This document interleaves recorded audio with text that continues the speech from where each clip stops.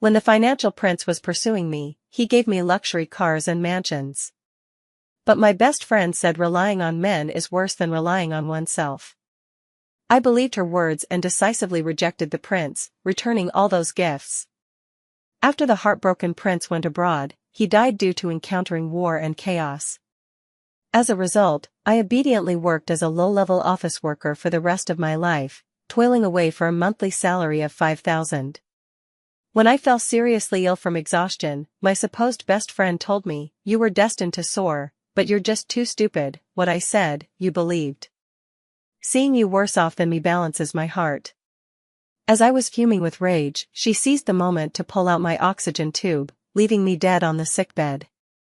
Turns out, everything she said was never for my good. Reborn, I looked at the young master who was about to buy me a mansion and smiled sweetly. Let's be together. To reject wealth, what a fool I was in my past life. As for my best friend, I want her to be driven insane with jealousy, yet powerless to touch me in the slightest. Paula, do you like this house? Christian in front of me opened the car door for me, pointing at the European-style villa before us, his eyes sparkling with eager anticipation for praise. You're giving it to me? I looked up in a daze at the vibrant Christian before me, then at my own fair and delicate hands, belatedly realizing that I had actually been reborn. Reborn to a time before I rejected Christian, before he was heartbroken and left the country, only to meet his untimely demise during a war. The smile on his face now was warm and gentle, like a ray of sunshine. In my past life, my greatest regret wasn't turning down immense wealth, but allowing such a deeply affectionate person, hurt by my rejection, to die abroad. Essentially, he died because of me. I've thought more than once that if I hadn't chosen to reject him back then, he wouldn't have died so young in a foreign country. Yes, this way you won't have to worry about being evicted by the landlord every day. It's not a loan, I'll pay it off in full, so you won't have any worries. Is that okay? Christian asked me cautiously, afraid that I might get angry with him and ignore him because of it. Actually, he didn't need to be so cautious with me. He never owed me anything.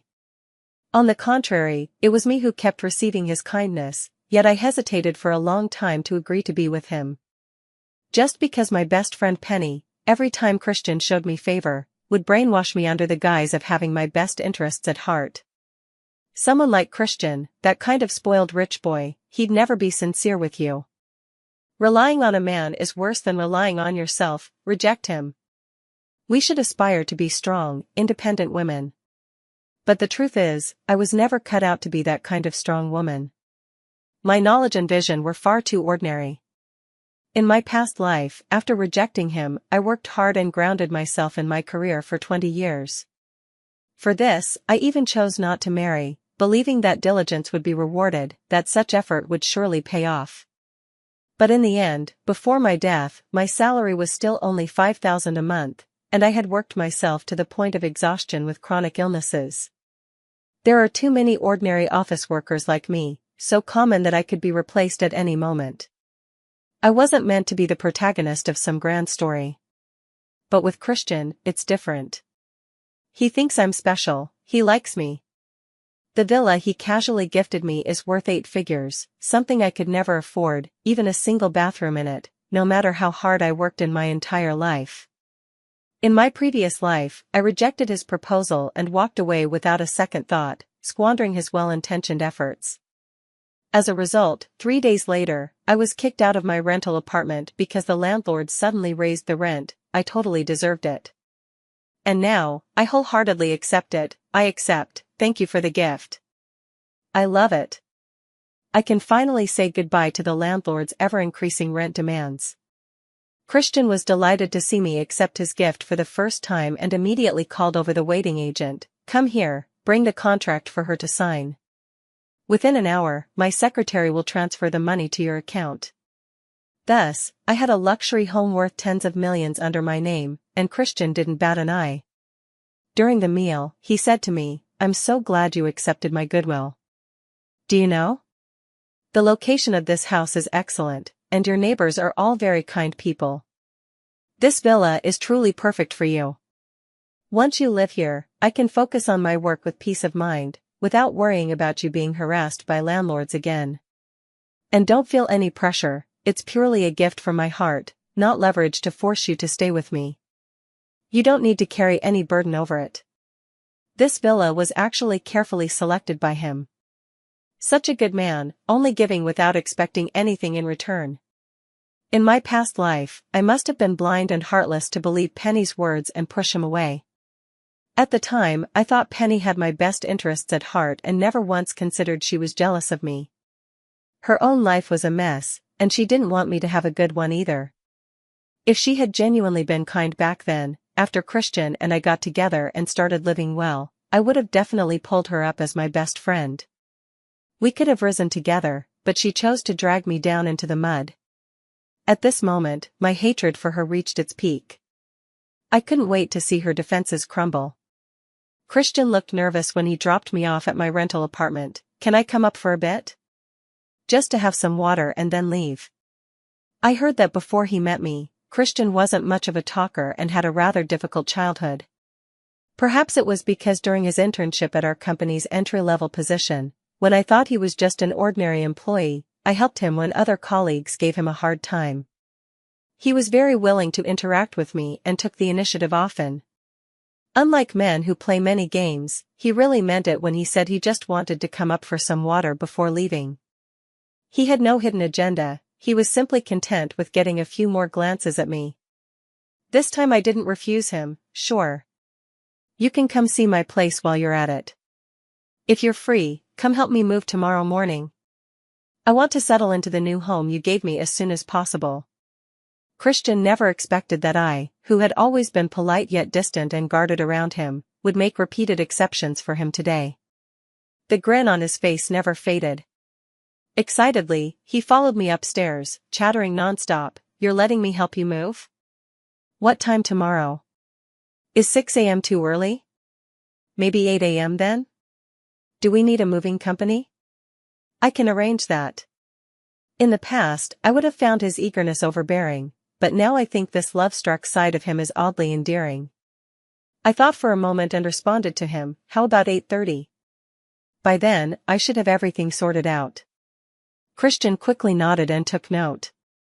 Then, he really did follow me back to my rented apartment, had a cup of warm water, and left. I added a little osmanthus honey to the water, hoping he would have sweet dreams tonight. What made me feel comfortable was that he never once showed any disdain because my rented place was small. He said that for a young woman venturing out on her own to strive, having such a little nest proves I've been working hard. Quite the comforting words. After he left, I casually called Penny and asked, Christian said he wants to give me a villa today. Do you think I should accept it? Penny, who was still working overtime on Saturday, responded with intense frustration, of course not. People will think you're a gold digger. Reject him. You must reject him firmly. Feigning innocence, I nodded and said, all right. I was actually thinking, if you like the villa, I could give it to you. But since you think it comes off as materialistic, I'll just turn it down. It's a property worth over 10 million, after all.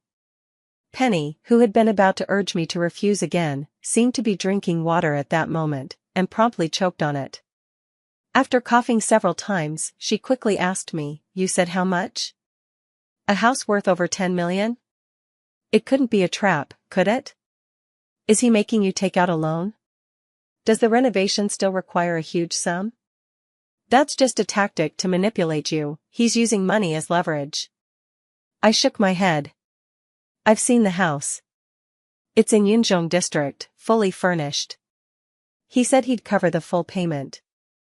If you don't want it, forget it. As I spoke, I pretended to hang up.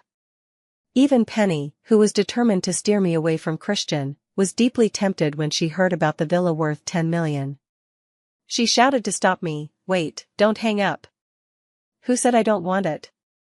You're supposed to be striving for self-reliance, let me handle this gold-digging matter. Accept his kindness first, then transfer the house to me immediately. That way, you can still maintain your image of someone who doesn't bow to money. But since when did I set up this ridiculous persona of not bending to money? If living isn't about making money, what's the point? Didn't she always tell me not to accept any gifts from Christian? Why isn't she telling me now not to rely on men but on myself? So she's been a hypocrite all along. All that talk before was just to trick me, and just because I was naive and easy to deceive, she had to destroy my bright and brilliant future? How utterly malicious. How could I have been so stupid to think she had my best interests at heart? In my previous life, I practically died from my own stupidity. Paula, why aren't you saying anything? Are you touched by my selfless act? Don't thank me too much. In the future, whenever Christian wants to give you anything, just hand it over to me without hesitation. I'll take the burden for you. And don't reject him too harshly, keep him hooked for now. In the face of money, Penny suddenly had a change of heart. She had originally wanted me to stay away from Christian, but now she was hoping I could squeeze more out of him, for her sake. How shameless could she be? But didn't you always tell me to reject him before? I need to think about this carefully. Right now, I don't know whether to listen to what you're saying now or what you said before. With that, I hung up the phone at the moment she was most eager to hear my answer. Without a clear response from me, Penny would surely toss and turn all night, unable to sleep. After all, it was 10 million we were talking about. No matter how hard she struggles, the 1 million she could hardly earn in her lifetime, if she ultimately doesn't get it because of my hesitation, I think she would regret it for the rest of her life. Sure enough, 5 minutes later, Penny took the initiative to call me. Paula, I've thought it over carefully. My previous idea was a bit immature. Actually, you could. Before she could finish, I chuckled and continued, were you going to say be neither corrupted by riches nor subdued by power? I've heard you say that many times. I'll seriously consider it. I'm going to sleep now. With that, I hung up on her and turned off my phone, heading off for a beauty sleep. Actually, about half an hour later, Penny came to my rented apartment downstairs. She shouted from below, wanting to see me, to persuade me to accept that villa and give it to her. But I pretended not to hear it and just turned over to keep sleeping. After all, there was an access control system downstairs, so she could only yell from below. Without the passcode, she couldn't come up. Moreover, since the building was full of working-class people, being woken up during sleep made everyone furious.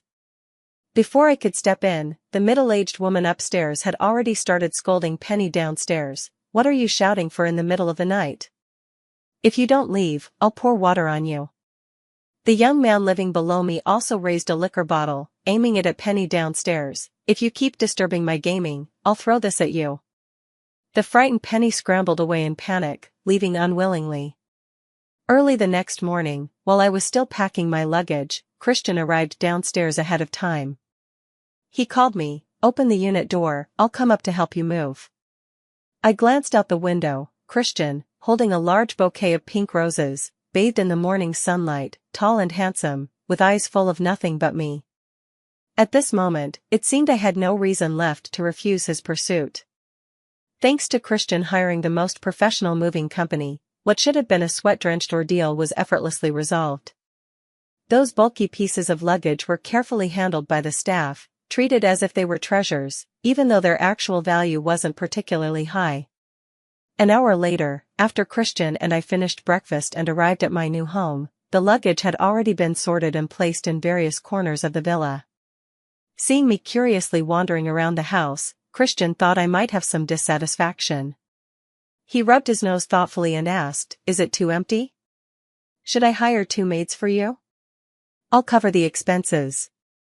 I shook my head, lowering it slightly in shyness, and whispered, "It's not that. I was just thinking, since you've already given me flowers, aren't you going to confess?" That blockhead Christian finally understood what I meant. He quickly knelt on one knee. "Paula, will you be my girlfriend?" Amidst his disbelieving gaze, I nodded with a smile, "I will." After chasing me for so long, seeing me finally relent, Christian hugged me and cried tears of joy, "Paula, I'll definitely treat you well." His promise to treat me right wasn't just lip service. He immediately handed over a supplementary card, telling me to spend freely. Then he made just one small request, could we take an official announcement photo? I'd like to post it on social media so my dad stops setting me up on blind dates.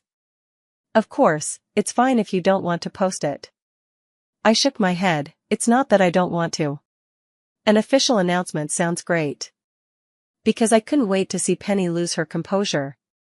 Besides, he's truly wonderful, and I'm genuinely moved. I'm also sincerely willing to date him. Posting about a relationship is perfectly normal, so I had no reason to refuse his request. Seeing that official announcement photo of us holding hands and leaning against each other, Penny quickly called. I switched it to a video call. On the other end of the video, Penny sounded very eager. You're together now? Did he buy you a villa? I nodded and showed her the grand French-style villa behind me. It's already been transferred to my name. He told me to pick out the furniture myself and use his supplementary card to pay. Penny was instantly overjoyed. She thought I would give the villa to her and exclaimed excitedly, since you're giving this villa to me, you should pick out the furniture according to my taste. After speaking, she asked about the sizes of all the rooms and then arranged to meet me immediately at the city's most upscale furniture store. I gladly agreed to meet at the furniture store.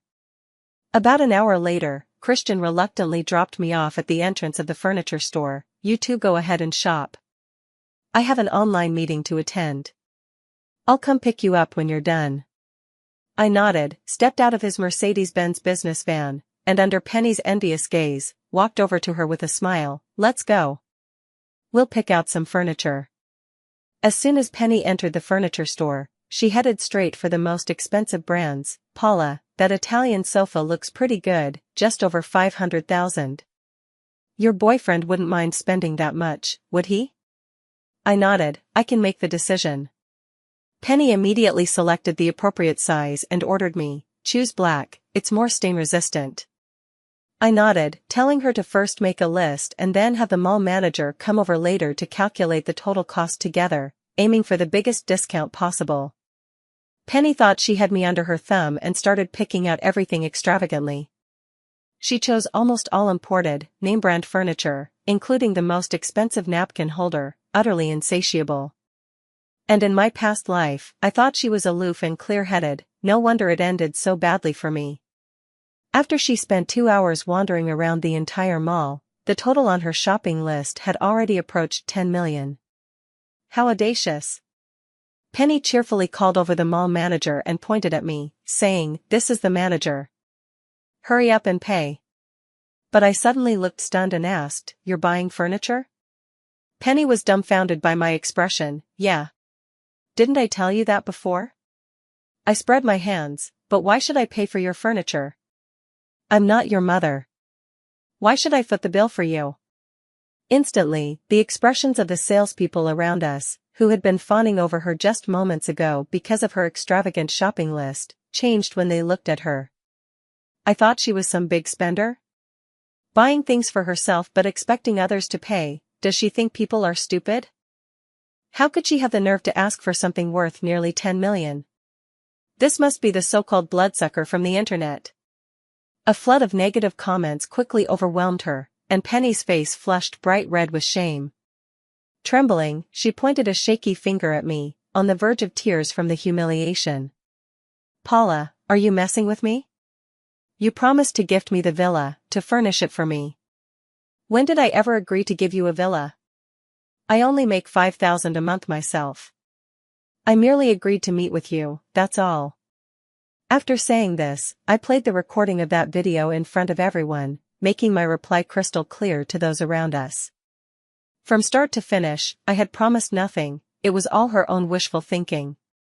The mall manager, who had initially greeted her with a smile, now looked at her as if she were a clown. "Miss, you're simply wasting my time. You've got quite the imagination." Penny, feeling humiliated, lowered her head and muttered, "I'm sorry. I thought she was going to give me a villa and furniture. I got too excited." The mall manager spat at her and was about to leave, but I called out to him, "I don't need the items on the list, but I just picked out 2 beds, a few sets of cabinets, and a sofa. I'll go swipe the card later. That should hopefully make up for some of your losses." Upon seeing the supplementary card in my hand, the mall manager's attitude immediately became much more respectful, and he thanked me with a smile. After everyone had dispersed, Penny gritted her teeth and asked me, "Paula, I underestimated you. Did you deliberately humiliate me?" I didn't deny it. "What? You can play games with me, but I can't fight back? Can't take a little payback? When you tricked me into refusing Christian, were you really looking out for me?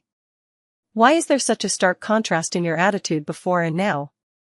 Is it because of greed, or do you think you can manipulate me just because I trusted you? Did you ever really consider me your friend?" My words, sharp and accusatory, left Penny nearly stumbling from guilt. After her expression shifted several times, she finally conjured up an excuse. "I did it all for your own good. I was afraid you'd be deceived. I wanted you to rely on yourself, that's stronger than depending on any man. But I'm no longer the person I was in my past life. I'm not so easily fooled now." I sneered. "If you think it's so great to make it on your own, then why do you still want the villa he gave me? Why don't you just work hard yourself? Can't even justify your own hypocrisy, can you? Admit it, you're just jealous that Christian likes me. Why bother with all these high-sounding excuses?" After I tore apart her facade with just a few words, Penny dropped the act. She stiffened her neck, raised her head, and shouted at me, "So what if I am? I just can't stand seeing you have it better than me. I will ruin things between you and Christian. I'll make sure your life is just as hard and miserable as mine. Besides, how dare you claim you're not with him for his money? If I want money, I earn it the right way, no stealing, no cheating. And if he's willing to give it, what's the problem? Besides, who are you to say I don't love him, or his adorable soul?" At this moment, I was exceptionally calm, not falling into the trap she had dug for me or lashing out at her in disappointment. Greed for wealth is not a bad thing as long as it is pursued through honorable means. To put it another way, it could also be called ambition. Do people live to earn money, or to endure grievances? I really couldn't comprehend her twisted logic. Penny was left speechless by my rebuttal, her mouth opening and closing several times without uttering a word. For a hypocritical double standard like her, I simply stated calmly, "From now on, we are no longer friends."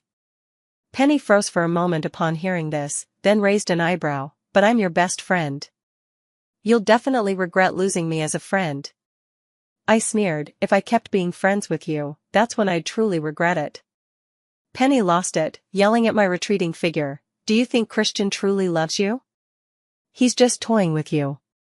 Once he gets bored, he'll dump you, and then you'll come crawling back to me in tears." What kind of confidence made her think I couldn't live without her? I walked away without even turning my head, because if that day ever came when we broke up, I'd be the one crying on my villa's big bed, crying over why I hadn't gotten together with Christian sooner, just to squeeze a little more out of him. Christian is handsome and treats me well. As a working-class person, it's rare for me to meet someone like him. Even if he dumps me later, being with him and gaining so much financial benefit, no matter how I think about it, I'm not at a loss. Once I made up my mind, I felt completely unburdened, because every day spent with Christian was a bonus for me. After returning, I didn't go out of my way to block Penny. I wanted her to feel frustrated every time she saw my moments, all because she had fallen out with me. The video of my argument with Penny was filmed by some passerby and uploaded online. Since it was tagged with the name Young Master Christian, it quickly skyrocketed to the top of the trending charts. Two girls are fighting over the news that Prince Christian has a girlfriend now. How terrifying can an enabler friend be? The first to spot the trending topic was Christian's secretary, who informed him and asked if he wanted the video suppressed and deleted. Christian, however, left the decision to me, saying, "Paula, I really love how you look when you argue, but if you want it deleted, I'll respect your choice." I originally thought that after watching the video, he would assume I was with him for his money and hold it against me. Unexpectedly, this was his reaction. Tentatively, I asked him, "Aren't you upset that I chose you for your wealth?" Christian looked up, his eyes full of me. "But you praised me. You said my soul is lovely." He sure knows how to pick the highlights, but was that the point? I felt this was a serious issue that needed a deeper conversation between us. Would you think I'm materialistic? Right now, when everything feels fresh, you might find this side of me cute, but once the novelty fades, won't you see me as greedy? If you can't accept it, I could return everything you've given me and choose to break up. I'm with him not just because he's wealthy and willing to spend on me, but because I genuinely think he's a good person, well suited for me. I'm taking this relationship seriously, even though my initial motive was to secure a more comfortable life. I respect his choices and care about his feelings. I haven't simply treated him as a cash cow. When Christian heard me mention breaking up, he tightly grasped my hand and earnestly explained, wanting a better life through me isn't wrong. You love money, and I happen to have it, and want to spend it on you. I don't see you as greedy, just ambitious. I would never break up with you over this. In his view, a man being able to provide a better life for the person he loves is a virtue. He possesses this virtue and is happy that I appreciate it, nothing more. After hearing his words, I felt our values aligned quite well. I thought we might have a future together. So, acting on impulse, I told him, keep the trending topic online if you like. Let's treat it as our official announcement. That night, Christian reposted the trending topic with his official account and tagged me, saying, "It's true, I do have a girlfriend now. Thanks for the blessings, we'll always be good to each other." My long-unused account suddenly flooded with numerous comments. Let me bask in your good fortune, sis. Did you save the universe in your past life? Your boyfriend actually bought you a villa, how incredibly lucky. Feels like the crown prince is totally smitten, so sweet. Love this couple, please shower us with more sugar in the future. I support you. That best friend of yours seems scheming, remember to keep your distance. I watched my sister's video, you looked absolutely stunning, a perfect match with the young master, true beauty and talent combined. I initially worried that because of my ordinary background and accepting Christian's villa, netizens would label me as a gold digger with a negative impression. In reality, I was overthinking it. Most netizens actually blessed my relationship with Christian. As for Penny, she's now facing a storm of online criticism, people call her scheming and greedy, daring to demand everything. After seeing these comments, Penny's company chose to dismiss her immediately to protect their reputation, citing concerns about her character. After being dismissed, Penny became notorious in the city, and no company was willing to hire her. Yet, she couldn't bring herself to leave the city where she had lived for so long. Unbelievably, she shamelessly came begging to me. She intercepted me on my way home from work and knelt down right in front of me, saying, "Paula, I was wrong before. Please, help me talk to Christian and ask him to give me a job, okay? Even a salary of $5,000 would do. I'm at the end of my rope."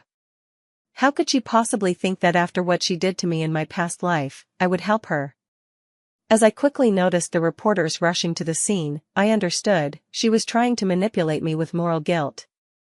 Sure enough, when facing the reporter, she immediately started playing the sympathy card. "Paula, we used to be best friends, you wouldn't want to see me starve on the streets, would you?" I remained unmoved, even crossing my arms to see what else she could come up with. Penny thought I was swayed by compassion, and a glimmer of hope flashed in her heart. "Paula, I can overlook the fact that you incited Christian to blacklist me in the industry. As long as you make him let me off this time, we can still be friends." I jerked my hand away from hers. Who said we're still friends? How can she be so heartless? Can't she forgive him just this once? Persuading the crown prince to blacklist his former friend, isn't she being a bit too ruthless? Just as Penny had anticipated, among the onlookers soon appeared those who sympathized with the underdog. Standing on their moral high ground, they began criticizing me, generously donating others mercy. A flicker of triumph flashed in Penny's eyes as she gathered her emotions, preparing to implore me tearfully once more. I crouched down in front of her, tilting her chin up with a cold glare. "Stop playing the victim, Penny. First, I never asked Christian to blacklist you, your reputation is so tarnished that no company dares to hire you. Second, I just found out something yesterday. Christian once sent me a bracelet he bought overseas via express delivery, but I never received it. The surveillance footage shows that you signed for it on my behalf and then sold that 20,000 yuan bracelet to a pawnshop, you thief. Third, I don't make friends with thieves. As soon as I finished speaking, the surroundings fell deathly silent.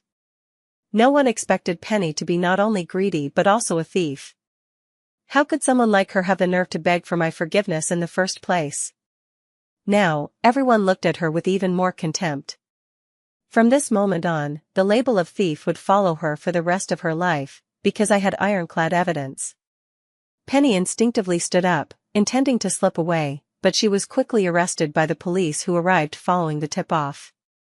Charged with theft, she was taken into custody. I suppose it will be quite a while before I see her again. I heard news about Penny again 5 years later. She was finally released from prison. Her first action after being released from prison was to call me, Paula, 5 years have passed, surely you've broken up with Christian by now. So, do you regret it? I smiled. I've been keeping a low profile these past few years, so it's normal that you haven't heard about me. I'm afraid you'll be disappointed. I married Christian, and our son is already in kindergarten.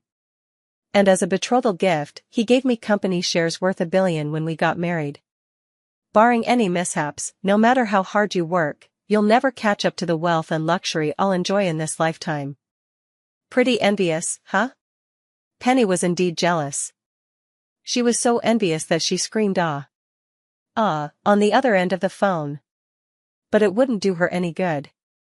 I hung up the call and, with great satisfaction, blocked all her contact details.